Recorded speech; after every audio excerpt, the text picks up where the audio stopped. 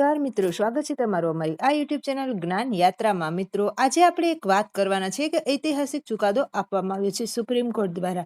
તો કે કોના માટે ઐતિહાસિક ચુકાદો આપવામાં આવ્યો છે? તો કે કોન્ટ્રાક્ટ કર્મચારીઓ, અને એ પણ કાયમી સરકારી કર્મચારી જેટલો જ એમને પગાર મળશે એવો ઐતિહાસિક ચુકાદો ગત રોજ સુપ્રીમ કોર્ટમાં આ રાજ્ય સરકાર દ્વારા જે આ વિભાગના કોન્ટ્રાક્ટ કર્મચારીઓએ જે અપીલ કરી હતી, અને પીઆઈએલના તરફેણમાં મોટો નિર્ણય સરકારે આપી દીધો છે, કારણ કે આઉટસોર્સ કર્મચારીઓના પગારમાં સરકાર દ્વારા વધારો કરવામાં આવ્યો છે। આ રાજ્ય સરકાર દ્વારા જે કોન્ટ્રાક્ટ કર્મચારી આઉટસોર્સ કર્મચારીઓ છે તેમને પણ સરકારી કર્મચારી જેટલો જ પગાર ચૂકવવાને લઈને સુપ્રીમ કોર્ટના નિર્ણય બાદ જે છે તે મહત્વનો ચુકાદો લેવાયો છે। હવે મિત્રો, વિડીયોમાં વિગતવાર ચર્ચા કરીએ તો કે આઉટસોર્સ કોન્ટ્રાક્ટ કર્મચારીઓ દ્વારા પગાર વધારાને લઈને મહત્વની જાહેરાત થઈ છે। તો મિત્રો, કઈ જાહેરાત છે એને લઈને આજના વિડીયોમાં આપણે વિગતવાર જાણીશું। તો ચાલો મિત્રો, વિડીયોની શરૂઆત કરીએ। રાજ્ય સરકાર દ્વારા કોન્ટ્રાક્ટ કર્મચારીઓની તરફેણમાં મહત્વનો નિર્ણય લેવામાં આવ્યો છે। આઉટસોર્સ કર્મચારીઓના પગાર વધારાની વાત કરીએ તો મિત્રો, સમાન પગાર સમાન વેતન માટેનો આદેશ જારી કરવામાં આવ્યો છે। સૈનિક કલ્યાણ મંત્રી ગણેશ જાનીના જણાવ્યા અનુસાર પ્રથમ તબક્કામાં લગભગ 5500 કોન્ટ્રાક્ટ કર્મચારીઓને આ લાભ આપવામાં આવશે। લાંબા સમયથી નિયમિતીકરણ એટલે કે કાયમીકરણ, સમાન કામ માટે સમાન પગારની માંગ કરી રહેલા આ કોન્ટ્રાક્ટ અને આઉટસોર્સ કર્મચારીઓને હવે રાહત મળી છે। આ કર્મચારીઓ લાંબા સમયથી સરકાર સમક્ષ પોતાની માંગણીઓ મૂકી રહ્યા હતા। તેમની માંગણીઓ સ્વીકારતા વાત કરીએ આ રાજ્ય સરકારની તો કે પુષ્કરસિંહ ધામી સરકારે સમાન કામ માટે સમાન કામ આપવાનો આદેશ જારી કર્યો છે। આ બાદ મિત્રો, બધા કર્મચારીઓ તબક્કાવાર સમાન કામ માટે સમાન પગાર આપવામાં આવશે।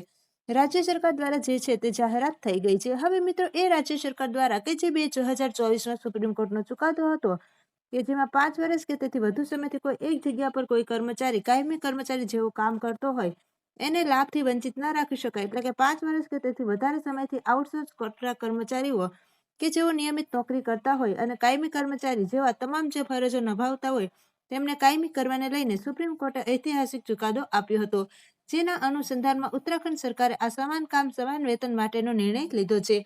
કર્મચારીઓને સમાન કામ માટે સમાન વેતન મળશે, તેમજ ઘણા લાંબા સમયથી સમાન કામ માટે સમાન પગાર, નિયમિતીકરણ અને અન્ય માંગણીઓ માટે વિરોધ પ્રદર્શન કરી રહ્યા છે। આ મામલો 2018થી ચાલી રહ્યો છે, જ્યારે નૈનીતાલ હાઈકોર્ટે એક મહત્વપૂર્ણ ચુકાદો આપ્યો હતો, જેમાં સરકારને તમામ પ્રાયોજિત કર્મચારીઓને નિયમિત કરવાનો પણ નિર્દેશ આપ્યો છે। હવે મિત્રો, હાઈકોર્ટે રાજ્ય સરકારને ચેતવણી આપી હતી, આ આદેશોનું જો પાલન નહીં કરવામાં આવે તો સરકાર સામે અવમાનની કાર્યવાહી શરૂ કરવામાં આવશે। ત્યારબાદ મિત્રો, સરકારે સુપ્રીમ કોર્ટમાં પણ અપીલ દાખલ કરી હતી, જેને લઈને સુપ્રીમ કોર્ટે જે આઈપીએલ દાખલ કરી હતી એ ફગાવી દીધી હતી, અને ત્યારબાદ મિત્રો નિયમિતીકરણની પ્રક્રિયા શરૂ કરી ન હતી, અને હાલમાં મિત્રો 22,000થી વધારે આઉટસોર્સ કોન્ટ્રાક્ટ કર્મચારીઓ કાર્યરત છે, જેમાંથી 8,000થી વધારે 10 વર્ષથી વધુ જે સમયથી કાર્યરત છે તેમને નિયમિતીકરણના દાયરામાં સમાવી શકાય છે। સરકારે આ કર્મચારીઓને સમાન કામ માટે સમાન પગાર આપવાનો નિર્ણય લીધો છે। સુપ્રીમ કોર્ટે જે મહત્વપૂર્ણ ચુકાદો આપ્યો છે એ જણાવ્યા અનુસાર સમાન કામ માટે સમાન વેતન એ દરેક કર્મચારીઓનો મૂળભૂત અધિકાર છે। બંધારણના અનુચ્છેદ 14, 16 અને 19D મુજબ અધિકારની ખાતરી આપે છે। કરાર અને કામચલાઉ કર્મચારીઓને કાયમી કર્મચારીઓ કરતા ઓછો પગાર આપવો એ સ્પષ્ટ અન્યાય છે। કોર્ટના આદેશ અનુસાર કર્મચારીઓના માંગણીઓના પ્રકાશમાં સરકારે મુખ્યમંત્રીશ્રીની અધ્યક્ષતામાં મળેલી બેઠકમાં આ આઉટસોર્સ કર્મચારીઓને કાયમી કર્મચારીઓ જેટલા જ પગાર અને તમામ લાભો આપવાનો નિર્ણય લીધો છે। આ કર્મચારીઓને સરકારી કર્મચારીઓ જેટલો જ પગાર મળશે, તો આઉટસોર્સ કર્મચારીઓને હવે સમાન કામ માટે સમાન પગાર ચૂકવવામાં આવશે। ગત રોજ મળેલી મુખ્યમંત્રી શ્રી પુષ્કરસિંહ ધામીની અધ્યક્ષતામાં મળેલી કેબિનેટ બેઠકમાં નિર્ણય લેવામાં આવ્યો હતો। ત્યારબાદ મિત્રો, 12 વર્ષ કે તેથી વધારે સેવા ધરાવતા કોન્ટ્રાક્ટ અને આઉટસોર્સ કર્મચારીઓને 5500 કર્મચારીઓનો આ લાભ પાત્ર રહેશે।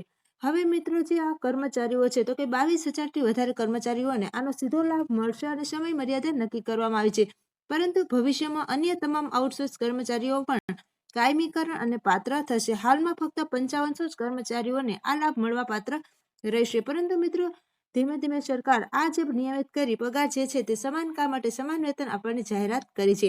આવી જ નવી અપડેટ સાથે ફરીથી મળીશું, ત્યાં સુધી જય હિન્દ, જય ભારત।